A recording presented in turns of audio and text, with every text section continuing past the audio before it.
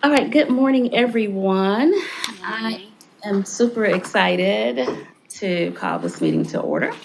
It is our Community Development Committee meeting. Today is October the 3rd, and Miss Hammond, that's the name. That's the name. I've known her for a while. Look, I've known her for a while. Can you please make sure that the record reflects that we have Mr. Brennan and Mr. Duvall here?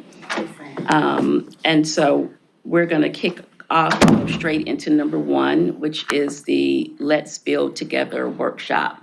And you all should have a flyer that I'm giving to you now. This is actually a product of, and we've talked about it before, but it's a part of this whole affordable housing campaign that we're trying to do. And it's actually a part of what the Affordable Housing Task Force is working on through me. Or I'm working on it through the Affordable Housing Task Force. But the key thought about this is we have tons, and this is for, the event is Let's Build Together. And we're going to be inviting nonprofits and churches to come and basically see how housing development happens. What I have found since I've been in office, and maybe even before that, is we have churches, a lot of churches who are land banking, and they're buying vacant lots, or they're trying to clean up their communities, and so they're buying old dilapidated homes. But they don't know what to do with them once they get them, and they don't.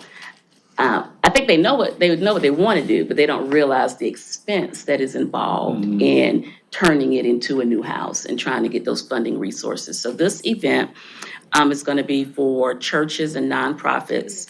They'll get to hear, number one, what the city offers, because I had one church that came and said, we have 27 acres that y'all can develop on. And I said, oh, that's not what we do. But, trying to tie them to developers who can assist. I'm hoping that we'll have Mr. Ricky Ezel. He bought the shopping center on River Drive. And when I was here working at the city, he came and said, we bought this shopping center, we want to do something with it. And I said, and the city has $200,000, in our loan fund, and that's not enough for them to do their project. So this will be an opportunity just to show folks who are interested in property, interested in developing or land banking, kind of like a snapshot of what they can do next if they really want to. Is try State and develop. Housing Authority gonna be there to? The agenda is really, really condensed, but we're gonna have information about, because I'm keeping it to an hour. But we will definitely have, they are on the agenda, I just don't know if they'll have time to speak. It may be that there's a table there, but that is the key thing, giving them the information to know where to go. I will say, we do anticipate that it'll be pastors, and I'm from the church, and so usually we don't give the details to the pastors anyway. We give them like the resources, and they give it to like their CDC directors and so forth. So I'm pretty excited. We're going to start promoting it today, and we have about 3 weeks for that to come. So how are we promoting it? Well, we're going to send out a letter to, I have a standard church list that I send stuff out to. If y'all, and then PR is going to help us promote it. But if y'all have any particular churches, please let us know, because we've already I think the press release already went out. Yeah. But if you have some churches that may be interested, let us know. If they want, like, because some people may want the direct invite, that mailer is going to go out tomorrow. Okay. Lord willing, in the creek. Where are we with the Affordable Housing Task Force? Is it still functioning? It is. I mean, this is literally one of the recommendations from the task force. Okay. Is looking, and I guess we could have that as one of our meeting things to kind of, anything that I usually say about affordable housing is a byproduct of what we've discussed in that meeting. I thought that the Affordable Housing Task Force had been decreased in the reorganization of our committee schedules and all. Is that not? I didn't get that memo. It's still ad hoc, right? I mean, Yeah, it's still together. ad hoc. Okay. We still meet via Zoom every other month. And you're in charge of it? In charge is a word that can be used. I I resumed responsibility of it when Ms. Devine shifted, so, Okay. yes. And actually, Dr. Bustles is the co-chair Okay. as well, so we're still meeting, and this is actually a product out of the recommendations that came from that group, Okay.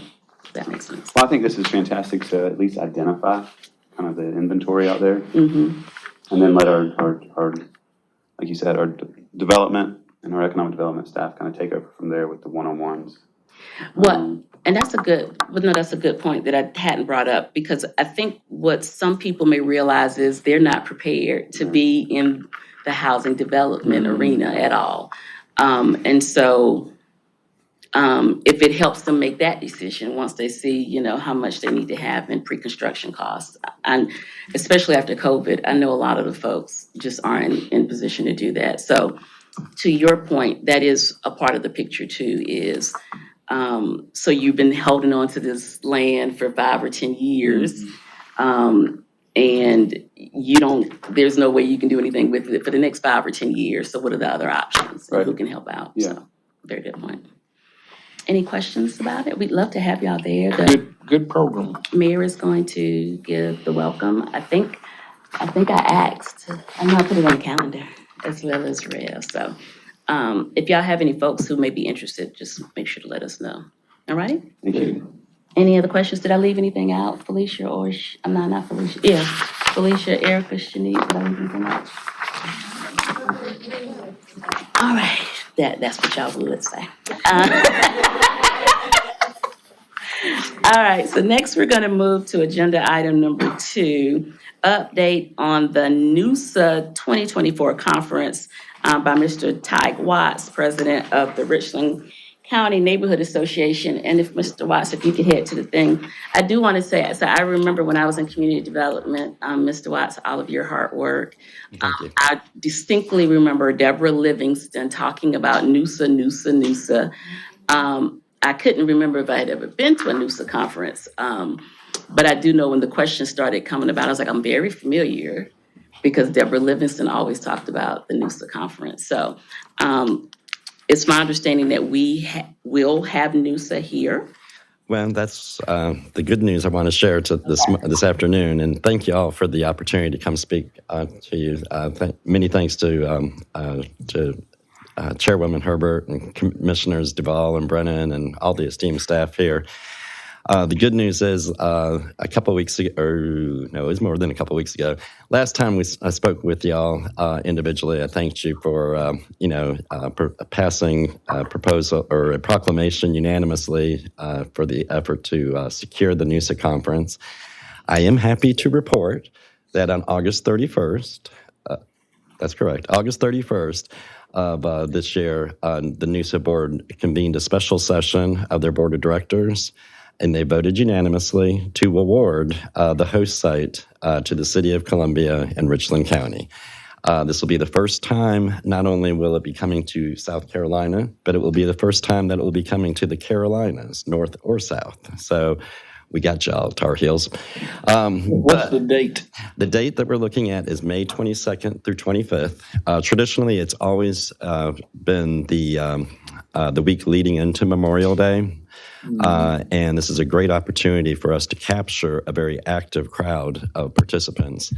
I will tell you this, the economic impact, the average conference participant will spend about $4,000 to $5,000 from out of town coming to NUSA. That includes their plane bar tickets. bill, or is that? No, that's not our bar bill, but it used to be back when we had mini bottles. But between their plane tickets, between their hotel stays, between their souvenirs and their trinkets, between their car rentals, between their, going to their Uber bills, to all the great fashion that they'll be buying on the streets here, the economic impact is huge for Columbia. And not only that, the indirect economic impact, we're probably talking, possibly in the tens of millions of dollars. So in the end, this is not only a good thing that'll pump money into our economy, it'll pump a lot of energy into our neighborhoods and our communities. And it will also cause a spillover effect that hopefully will show that Columbia is not only prepared, but ready to handle more national conferences like NUSA. So since we were awarded it, we have been very hard at work, trying to build, or doing a lot of things. Even before we were awarded it, we reached out to Experience Columbia to get them on our team, and they've been very hard at work. I have to applaud the staff over there. They do cartwheels midair. I'm telling you, they're doing a great job. We have secured, or we are in the process of securing both the convention center and the alumni center across the street. And we will also be conducting more tours of host hotels to secure enough rooms for all of our out-of-town guests. What's your anticipated audience? How many people coming? I'm glad you asked. There's a three ring approach, and I'm not saying this just because I'm a relative of Barnum and Bailey, but the three rings that we're looking at is about 200 to 300 local participants here from the city of Columbia and Richland County. Outside of Richland County, and if you want to put that ring to basically South Carolina and neighboring regions, we believe that we can attract at a minimum 300 to 400 people. And then these people would be coming from Greenville, Spartanburg, Charlotte, Rock Hill, which is a big neighborhood community, Myrtle Beach, Charleston, down to Beaufort County, up and around to Augusta, Georgia. And believe it or not, we finished the circle in Greenwood, South Carolina. And the reason why we finished it in Greenwood, South Carolina, is because outside of Columbia, the Neighborhoods USA Board of Directors has had representation from South Carolina. And the board member from Greenwood is very excited about bringing her local participants here to Columbia. And so outside that circle of South Carolina, Charlotte, Augusta, the expected out-of-town visitors from across the rest of the country and around the globe, because this does get international participation, we're pegging that number at a modest number of 500 minimum with well over 1,000 potentials. So when we add all that up, on the low end, we have 1,000 participants that we're shooting for. And we're going to try, of course, because I am who I am, and our board members who are working on this are who they are.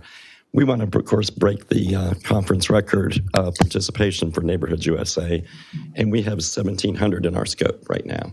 17. And just from that circle, because of my years of experience serving on the NUSA board and also serving as president for 4 of those 9 years I served, I know of about 200 people, because I have all the registration lists from my years, where I'm going to be reaching out and grabbing a share of people that have not been to NUSA conferences. Now, before I go too far, I do need to share with you, the last NUSA conference was held in El Paso, and that attracted a crowd of 630 people. Now, that doesn't sound like a big number, and you're probably thinking I'm taking a big step and a big leap off.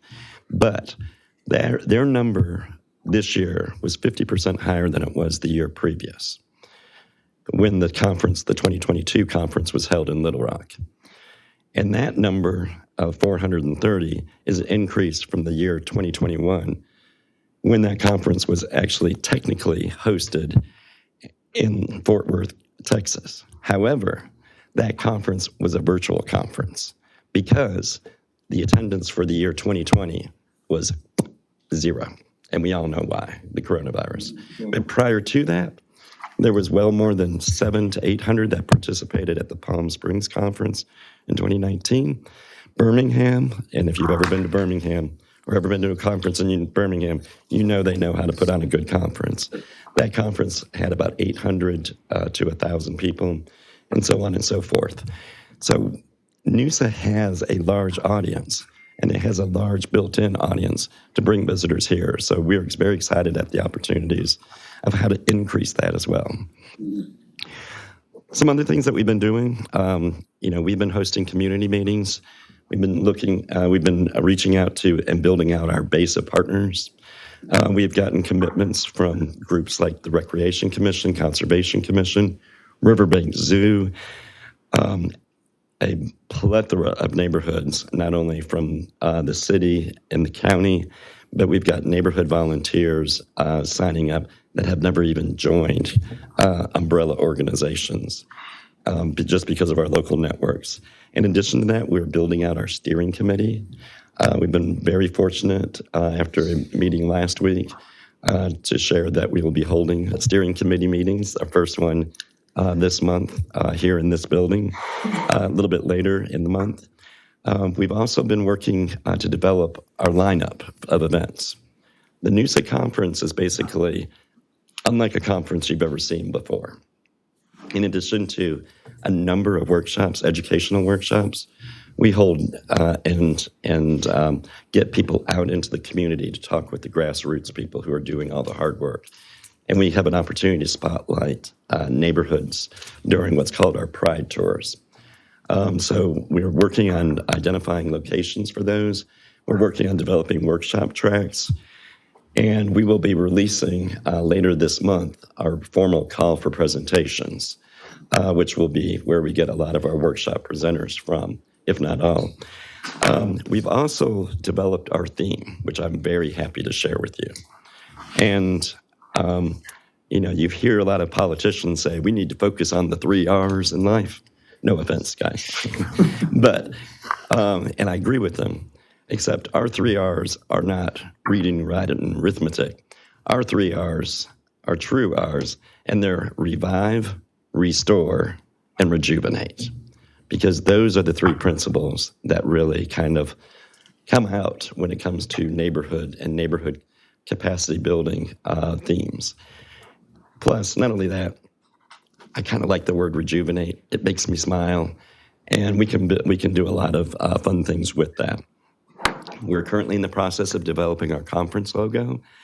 We're also looking at what it's going to take as far as a registration fee, where we have to make a formal recommendation to the Neighborhoods USA Board of Directors. We're setting, like I said earlier, we're setting up our lineup of the conference. We are looking at we're looking at an opening event, an opening reception that features not only city government and county government, but also the governor's mansion, and particularly the governor himself, because those were the 3 pillars that impressed the Neighborhoods USA Board of Directors in their selection. That's why we were unanimous. We had the support of the city through your proclamation. We had the county support with their proclamation that came a little bit later. And we actually had a formal letter of request from the governor himself.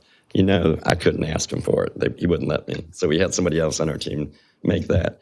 And with those 3 pillars, we'd like to set up, some sort of opening palmetto reception that features those 3 arms working together. Thursday would be the formal kickoff and opening of this conference. We're working on a big name keynote speaker I'm not allowed to say, because last time I gave clues to it, I got jinxed, and they told me that decision wouldn't be made until January now, so that's all I'm going to say this time. But from there, we'll have a lineup of workshop tracks. We'll have the neighborhood pride tours that afternoon going into the evening. Friday, we'll go into more workshops. Then we'll have the National Neighborhood of the Year Awards Luncheon. We'll finish it out with maybe a workshop session or 2 on Friday afternoon, which will open up a Friday event that we're hoping that we'll be able to nail down with Riverbank Zoo for a free night at the zoo for all conference participants.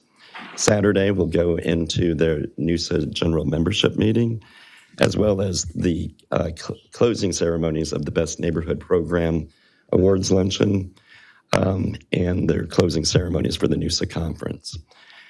And best of all, the NUSA conference will close out on Saturday afternoon. And of course, we will have transportation that brings them right down here to Main Street for the Soda City Market, so they can even get more of a feel. And we're getting our 4,000 to 5,000 out of them that way too. So with all those things kind of coming together, we have had enormous support. We have, with the exception of one entity, we have had unanimous support, enthusiasm, and excitement. We are currently getting our call for presentations ready because we do have our next formal action is we have to go before the NUSA board on October 26th and October 27th to give them an update on where we are, and also ask for their approval when it comes to conference registration fees, call for presentations, and that material. So I know you're probably thinking that's a big lineup, that's a big set of events and how we're doing it, but we're not just, grabbing our forks and our knives and getting a plate and trying to get that pie in the sky. We've thought about it.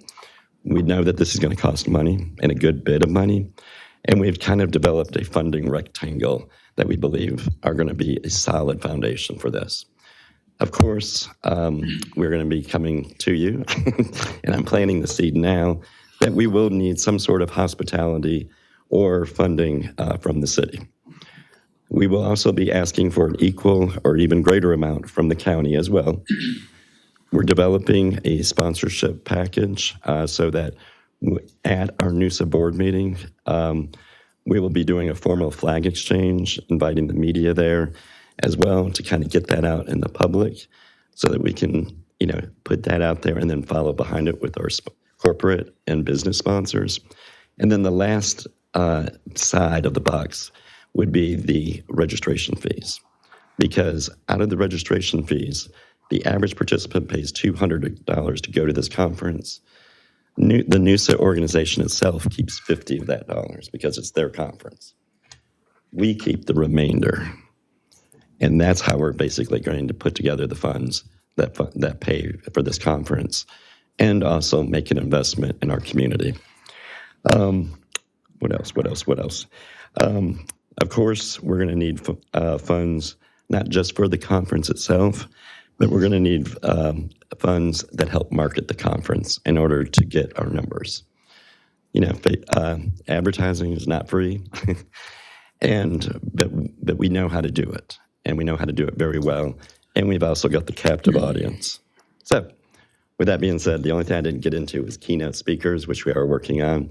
We're looking at neighborhood-based activists and authors to deliver some great keynote addresses. We want to make sure it's reflective, but also has the spirit of Columbia and Richland County, as well as South Carolina in all things. So I've said an awful lot. I'm open to your I'll defer questions. to Mr. Duval first.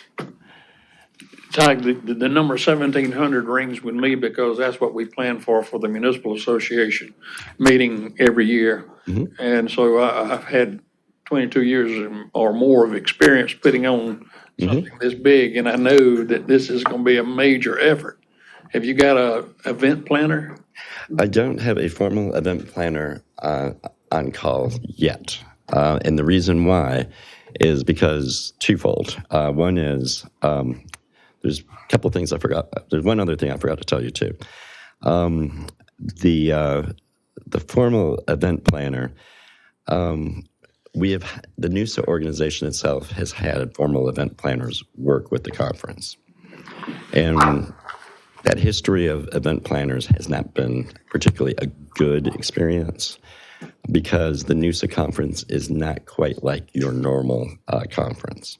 Now, with that said, Sounds pretty normal. I know, I understand. And definitely we're going to, we're not to that point where we're ready to cross that bridge just yet. Because one of the things I did forget to leave out when it came to funding was, in addition to the NUSA board awarding the host site to us unanimously, I also put in a request that they consider allocating us seed money so that we will have some funds to put down in secure locations. I am happy to report that we were awarded up to $25,000 that we would repay from our event registrations. So we didn't want to get too far ahead with an event planner just yet until we also got some other things set up first. We might very well have to do the event planner, but we're not pulling the trigger on that just yet, and we probably won't want to until after the calendar turns to 2024. The because registration, will that be handled by NUSA or are you gonna have your own registration? no, well, it will be handled through NUSA. However, we will be very hands-on with that as well too. I'm actually the one who modernized NUSA so that in years past, it's always went through the host cities. When I was on the board, I was like, why are we taxing them with, the problems of doing this when we should be doing it ourselves? Since then, there's been some changes within NUSA, but I will be working directly with them on the registration process and having that set up, as well as regular updates on that as well too. So we will be working very hands-on, but they will be the ones who facilitate that. But we have as much access as we need. Does NUSA have a staff that comes in to help you put this thing on? Yes. They only have a full-time staff of one person. However, their board is a working board of about 20 individuals. It's a 21-member board, and they are very, very hands-on. We are working very closely and tightly with the program development committee. We always have a regular weekly check-in with them, and that will increase as we get closer to multiple times per week, if not multiple times per day. Yeah. What is your ask of the city? You need to get that to us as soon as you can because Absolutely. you have missed the funding cycle. Well, just so you know, I wanted to go back and tell you all how this process happened too. This process happened with a phone call I received right before National Night Out, and the person that called me asked me the question, "Have you ever thought about trying again to bring NUSA to your city?" I said, "Well, yeah, sure, but realize this: we've had 2 efforts in the past that came up painstakingly close. I mean, the first time we missed by 5 points. The second time we missed by 1 point." I said, "But tell me what year you're looking for." Because I was thinking 2025, 2026, something like that. When they came back with 2024, I had to look twice, and go, "Are you serious, 2024? And they're like, "Yeah." And so we're having to do something that no other host city has had to do in a very long time, which is put on this conference within a matter of about 7 months right now. Most have about 12 extra months than we do. However, because I worked so closely with NUSA during those years from 2011 to 2017, those were the 4, out of those 7 years, I was president for 4 of those years. I worked very closely with the host city. So I know this conference backwards and forwards. I know what needs to be done. I know that we can do this because we've been able to do in about 2 months what most people or what most host cities have done in about 6 months. But we have to work at this pace. We don't mind working at this pace at all. But I know that when it's all said and done, we're going to produce a conference that not only the city and the county can be proud of, but South Carolina and the entire Southeast region can be. Well, I think along the lines of what Mr. Duvall was saying too, because of the condensed timeline, and I'm a former, only while I was at the city, a PMP project manager, and really making sure that projects stayed on a tight timeline. I'm feeling like we need a project, I say we loosely, but the need for a project manager may be higher in this situation because of the condensed amount of time. I will say I'm concerned to say that we're going to wait until 2024 because it brings someone in when things are already tight. No, I totally get I what think you're the more saying. time they have, the better outcome. But I'm kind of thinking the way Mr. Duvall is, but I think the reason, if anything, is because you don't have the full amount of time to do it. That a project manager. Now, of course, I know it costs, but that would be my strong Is that our strong suggestion? That would be. I hear you, and I'm open. I have done these things before, and these, especially one around that size, it takes a lot of work. Yeah, absolutely, it does, and we're not opposed to it, like I say. And we're open to the suggestion, and we're open to the reception. We're open to the implementation of it.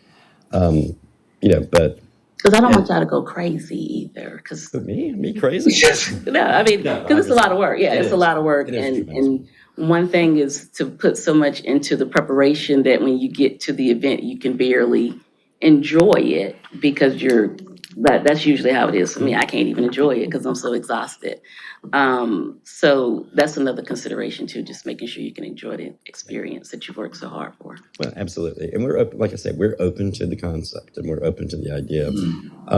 We will ask that we do need support for that. We need not only the moral and PR support, but we also need the financial resources as well too, because this is this is as grassroots as we can get, but to steal a line from President Clinton at the 2010 NUSA conference, everything good in America has come from the neighborhoods of America.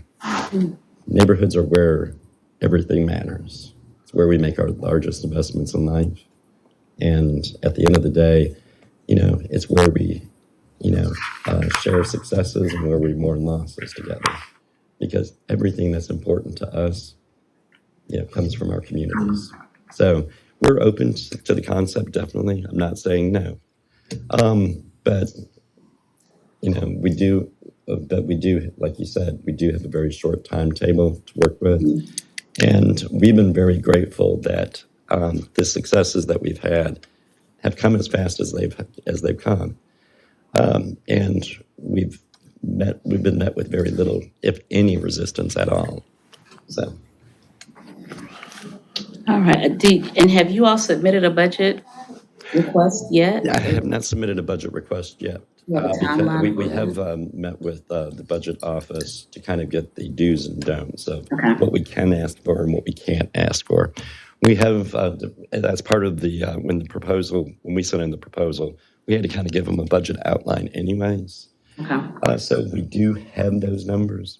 We've sat down and put paper to pen and, and added up with the calculator, even moved a couple of things around in an abacus. And when worse came to worse, even took a couple of pairs of shoes off and counted. We've got our numbers pretty good. We know that our numbers are going to change over time, obviously. But at the end of the day, yeah, we're ready. We've been moving at a breakneck pace. And I'm very confident about where we are. We just, like I say, we need as much help and as much support as we can. And so, we're open to the event manager.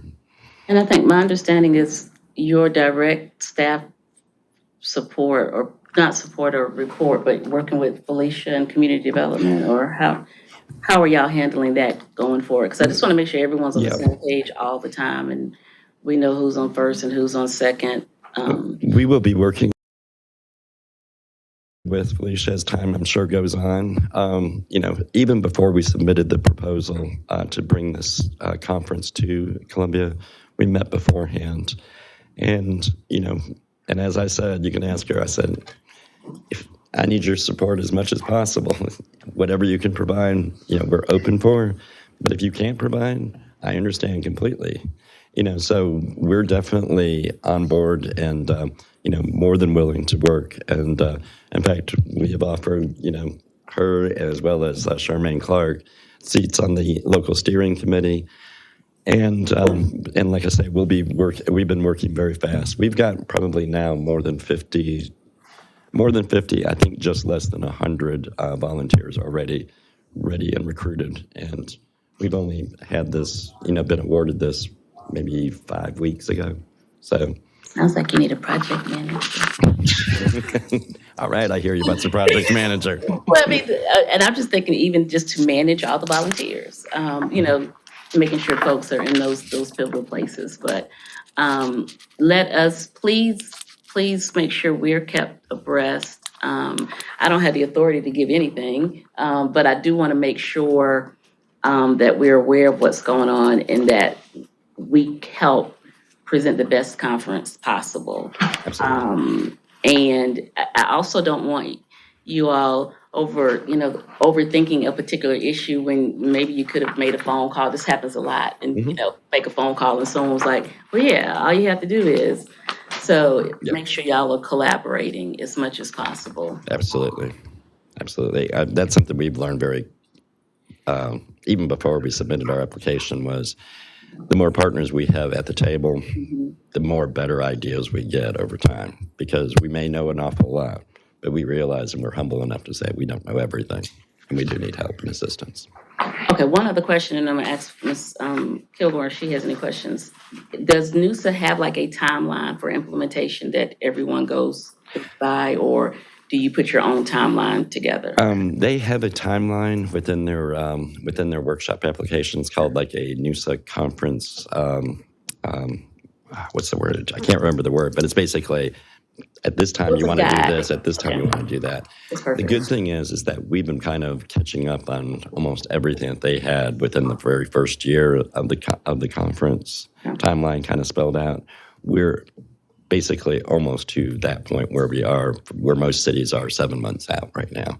And that's why honestly, you haven't really heard a lot from me, because once we got the awarding thing, we've been out there every day, doing something, and we're doing this, as volunteers, who only have part-time time, but we are putting so much full-time energy into it that I'm happy to say that I think give us another month and we're going to be right on pace with everybody else who's usually at this pace 6 months out before the conference begins. Ms. Kilgore, did you have any specific questions or anything else to add?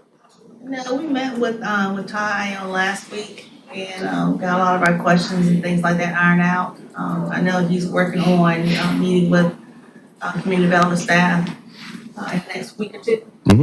Right. To kind of discuss further details on what level of involvement that community development will actually play. All right, sounds good. Y'all have any other questions? Good luck. Thank you. You went about 20 minutes over, but it's okay. We run a tight ship in here, but that's okay. No, you're fine. What I am gonna do is at this time, depending on how time goes, I'm gonna skip agenda item number 3 and let's go to agenda item number 4, business license incentive for grocery stores. And we had a draft of this at our last meeting, and we asked the staff to look at some suggestions. And then, Mr. Brennan, we have not forgotten about the other aspects, because you asked for 2 other things, but I didn't want this to get held up while we were waiting on the other incentives. Is that okay? All right. And then I'll turn it over to you all. And if anyone planning on addressing gyms? I responded to the email this morning, but I can elaborate on. I'll find it. Let me find it in one of my phones. Okay. All right, y'all go ahead. Okay, so in this incentive that you have in front of you, we just added some of we incorporated the feedback we received at the last meeting and also added some clarification. So in conjunction with, of course, business license, Krista has provided her feedback as well as Ryan. We added that on or within 200 feet of the specific corridors and our districts, just in case those locations are not on that street. Maybe they're just about 200 feet off of the main road. We didn't want to exclude them from being considered for the incentive. We specifically added North Main Street on here as well, just so there was clarification. We did receive questions on, did Main Street include North Main Street? So we wanted to be clear that it was the intention to include that street. Okay. We've also added Bull Street on here as well, as we continue to develop that area. And then explained exactly what those areas were in the Bull Street district. It says bounded by Hardin, Colonial, Bull, and Calhoun Streets. In addition to that, we wanted to make it clear that we have received recommendations from the Food Policy Committee. They were a part of the decision on what we included in this incentive. So we added that language in here as well. We continue to communicate with them as we move forward with this incentive. Also, Kelly, do you want to explain about the 5 years of rebates, tax levy, section B on here? Yes. So we did add, so instead of the 1 year, we did update it to the 5 years of rebates per location. And it would be 100% of the annual business license fees. And then for established business, we did 75%. There was some discussion at the last meeting. I think initially, Greenville did, 100%, I think. And then we talked about doing 50%, and then there was a discussion of 100. So we did talk to the Food Policy Committee, and based off their feedback, we've put 75% of a rebate for the established grocery stores that are already existing. And so just for my clarification, it says up through, are we sunsetting this for May 1st, 2028? That was just, that was taken from similar to Greenville's. Just at what they had a sunset on theirs. Okay. So it was just pretty much copied and pasted for us, pilot. but just pushed out. But we can always adjust that, remove it. Yeah, I think effective funds, see, business received by the city between the effective date of this article. And the only concern I would have is that,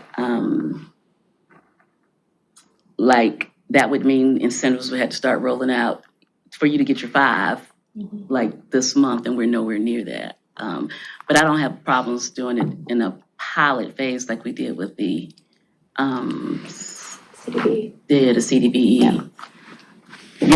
Y'all see that part? Mhm. Y'all have any questions or concerns about the?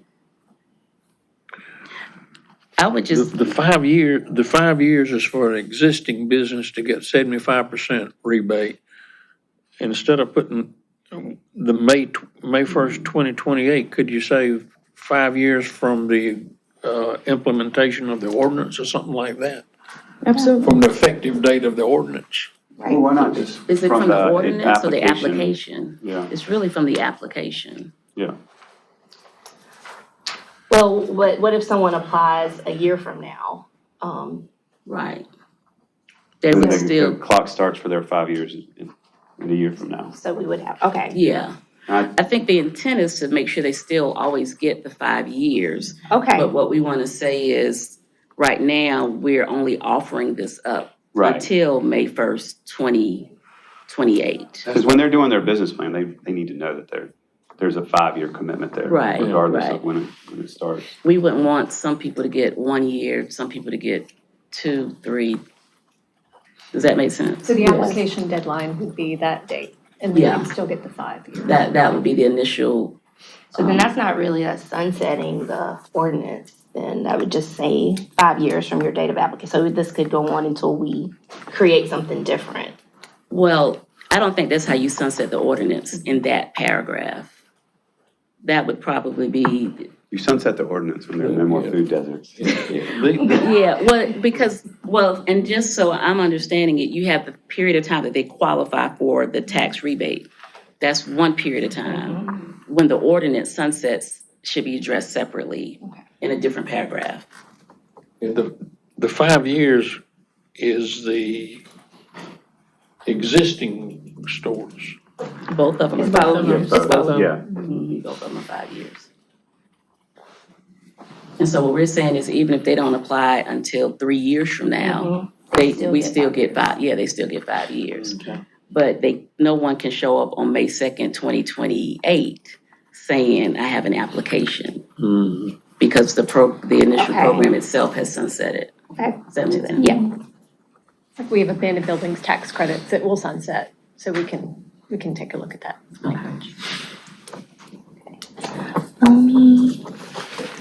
The only addition was must remain current on your business license renewals to continue to receive that rebate. Duh. Yeah. We have to say that. Spell it out sometimes. Well, not, and I'm glad you do though, because I know how some folks are like, well, I didn't do it because I don't have them, because I get, no, that's not how that works. Thanks for thinking that through. Now, relocation within designated areas is permissible. And that means, does that mean you can go from Bull Street to Colonial Drive, or that you can stay within Colonial Drive? I think you're getting too deep in the weeds. Completing change of address paperwork with business license. So it doesn't say they can't move it to someplace else, but if they don't, 'Cause it has Well, to it says be in a relocation. designated area. Right, if they stay in, as long as they stay within a current designated area, that's what y'all saying. I just don't want people moving from Colonial to Bull Street. All right, I don't have any other questions or concerns. Anybody else? Looks good. Just coming up, second round. No, not yet. We just wanted to see if there was any additional feedback that we need to incorporate, and then we'll submit it. All righty, well, that was quicker than we anticipated. Y'all okay? Yes. Y'all breathing? Yes, okay. All right, so, next we'll have Community Development Block Grant, Disaster Recovery. This is a follow-up to the CAPER presentation last week, and I had a question, because I know that there was a reference to a 2-year extension. And I heard it wrong, because I thought it said 46 more opportunities, and it might have, I think it was like 426. So, we just wanted to make sure we were clear on the status of, what that request looks like, or make sure we're clear for the record. Okay, so yes, during the presentation that we had, during our previous Community Development Committee meeting, we presented the paper. And we shared, during that time, as relates to the disaster recovery program. As we continue to, move forward to close that program out in terms of the disaster recovery, we received guidance from our HUD representative to ask for the max in terms of the extension, and the max extension is 2 years.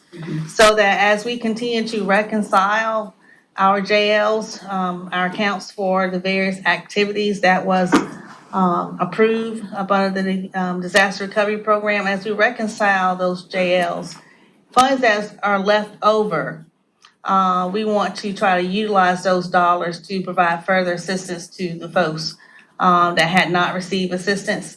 And so, with the guidance from HUD, our representative, she recommended that we go ahead and ask and submit the request in for a 2-year extension, so that it give us the flexibility to utilize those dollars. It is still sitting in HUD. It has not been approved yet. They are still waiting for some additional reconciliation, as it relates to our JLs and the previous activities. Okay, and just for folks' clarity, so that, let's say we budgeted something for 50,000 and we really, the final spend was 40,000, $48,002. That excess money then has to be reconciled, and that's extra money that could possibly go to another project. That's correct. Kind of like that checkbook situation. That's right. I'm glad HUD didn't have to shut down on Saturday night. We're glad too. We got several requests, Would have been, several questions about that. Yeah. Any, So recipients. any under usage of funds, do those automatically get applied to overusage of funds on other particular properties? Well, we had to, over usage of funds. So you went high on we one, hope to- save money on the other? We want to see less of that. So I mean, But with doing arrears, honestly- you're closing out Yeah. projects now. Yeah. Yeah. We're not supposed to go over our budget, but that's the reason why I said we want to see less of that. So that means we may not, thank you, Will. So that means we may not have any new projects. Right. Once all the reconciliation is done. I guess that was my question. Yeah, We that's we a might good be. question, but I don't want to When you- elaborate. That's why I invite Will out sometimes. I let Will go places with me for reasons like that. He has those good questions. All right, with that said, I think any other questions on that? That's good clarity for me. That's good. All right, and then, so since we do have 5 minutes, and I'm sorry, I meant to acknowledge that Mr. Bob was here, from Hyatt Park, very supportive of the grocery store rebate program. And I'm sorry, I forgot. Is that okay? Yes, we're really excited about it. Good. We think that, we need to. You want to speak in the mic? Since you're here, you might as well. Yeah. And we have 4 whole minutes. That's why we're making an exception for I'll you. take 2.5 of them. Okay. And that is just to say that I live in the Hyatt Park neighborhood. It's a wonderful place, and I really like it. And it's also a food desert. We are aware of the fact that grocery stores are a very low margin business, and so that is based on gross sales can have a really big impact on the bottom line of the grocery store. And that's one of the reasons I think that we have a lack of grocery stores in our area. So I think that this could be a really good, a really good incentive to get some folks to consider the North Main area.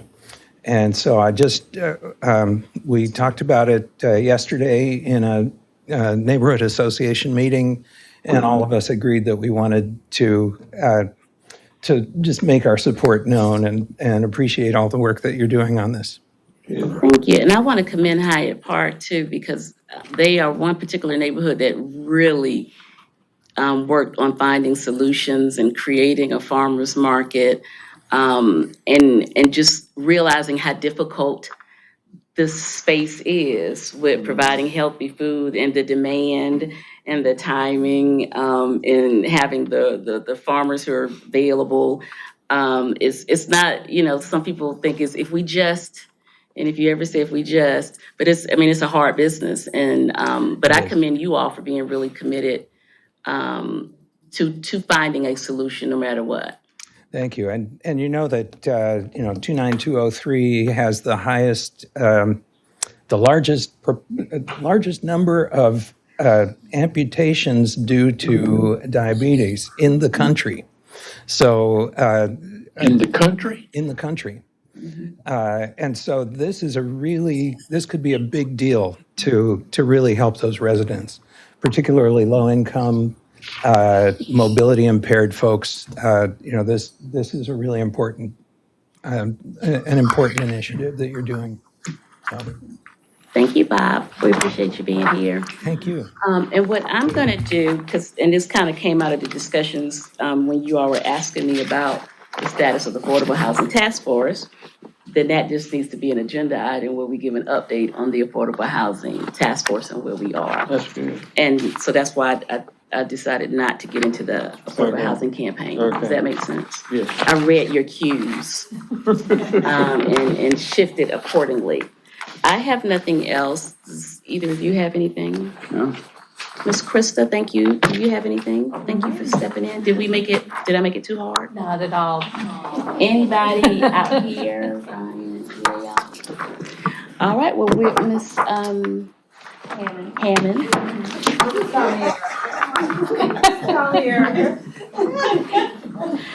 I think that we are going to adjourn if there are no objections. Thank you. Thank you.